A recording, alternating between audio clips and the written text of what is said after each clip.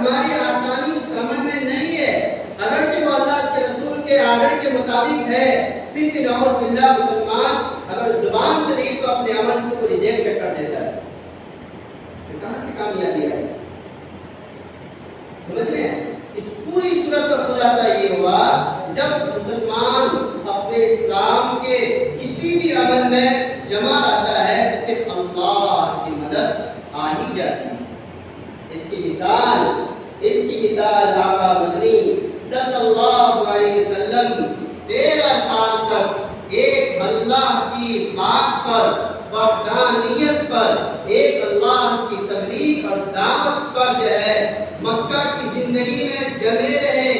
ڈٹے رہے، گالیاں سنے، مار کھائے، تھپڑے کھائی، لوگوں کی گندی گندی باتیں سنی اور پتھر کھائے اور ساری تکلیفیں برداشت کی، اور جب نماز میں گئے خانہ کعبہ میں دشمن نے جلدی بازی میں اونٹ کو ذبح کر کے پیٹھ میں کوجری ڈال دیا گیا، ہر طرح سے ستایا، خون بہہ کر جوتوں میں آیا، دھکا بن گیا، پھر آپ صلی اللہ علیہ وسلم کو اللہ نے حکم دیا، نبی جی اب اتنے سال آپ یہاں محنت کر چکے ہیں، آپ مدینہ جائیے۔ مدینہ میں اللہ کے نبی پاک صلی اللہ علیہ وسلم 8 سال تک اللہ کی بات پر جمے رہے، ڈٹے رہے،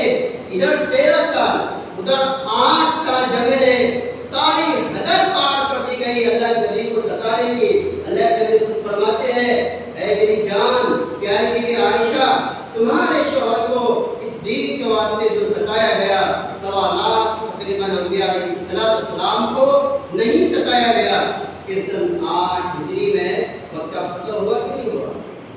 ہوا کہ نہیں ہوا؟ میں اتنی ساری باتیں کہا ادھر لانے کے لیے، اتنے سال مشقتیں برداشت کیے، کون؟ اللہ کے بعد جس کا مقام ہے وہ نبی صلی اللہ علیہ وسلم برداشت کیے، تب جا کے 8 ہجری میں مکہ فتح ہوا۔ پھر 2 سال کے بعد اللہ کے نبی اللہ کے پاس چلے گئے، اسی میں فرما رہے ہیں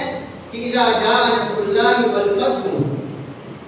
جب آپ اللہ کی مدد اور فتح آ جائے، جب اللہ کی مدد اور فتح آ جائے گی، فتح سے مراد سن 8 ہجری سے فتح مکہ مراد ہے، اور مکہ کب فتح ہوا ہے؟ اس کے پیچھے اتنے سال مشقتیں، مصیبتیں، دقتیں برداشت کی کہانیاں، قصے، اسٹوریاں اور پروفیٹ محمد صلی اللہ علیہ وسلم موجود ہے، اسے پڑھنا چاہیے۔ مطالعہ اعمال والے کہتے ہیں، پہلی پیج کو لکھتے ہیں کہ نبی کا قصہ میں تاریخ کے بازار سے شروع کرتا ہوں کہ اللہ کے نبی اور صحابہ